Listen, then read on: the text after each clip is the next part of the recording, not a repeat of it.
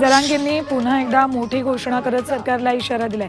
5 जून पासून जरांगे पुन्हा एकदा उपोषणाला सुरुवात करणार आहेत। इतकंच नाही तर 6 जून पर्यंत ओबीसीतून मराठा आरक्षण दिलं नाही तर मराठा समाज विधानसभेची तयारी करणार असल्याचंही त्यांनी आवर्जून सांगितलंय। पीएचडी करणाऱ्या विद्यार्थी काँग्रेस रोज हिंदू समाजाचा अपमान करते।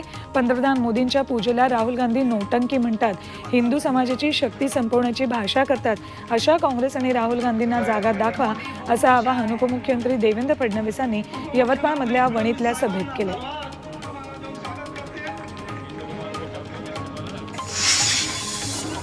चंद्रपूरच्या भद्रावतीमध्ये सुधीर मुनगंटीवारांच्या प्रचारासाठी सुनील शेट्टींचा रोड शो आयोजित केला होता।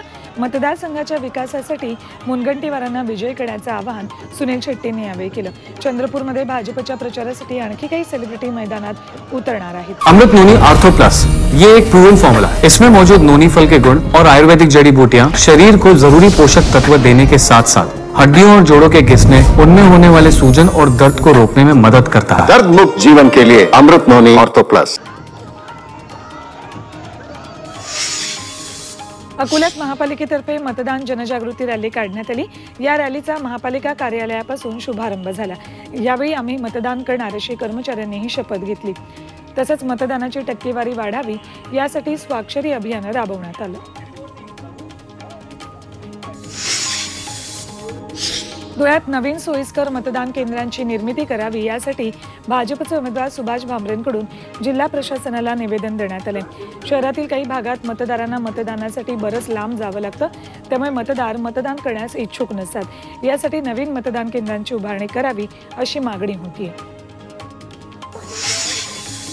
रायगडच्या अलिबागमध्ये मतदार जनजागृती रॅली काढण्यात आली।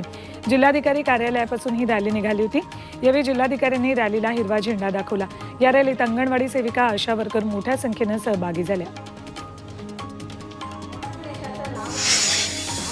वाशिम जिल्ह्यात वाशिम यवतमाळ लोकसभेसाठी मतदान प्रक्रिया सुरू झाली आहे। निवडणूक विभागाचे अधिकारी दिव्यांग आणि 85 वर्षांपेक्षा जास्त वय असलेल्या वृद्ध मतदारांच्या घरी जाऊन मतं जमा करतात।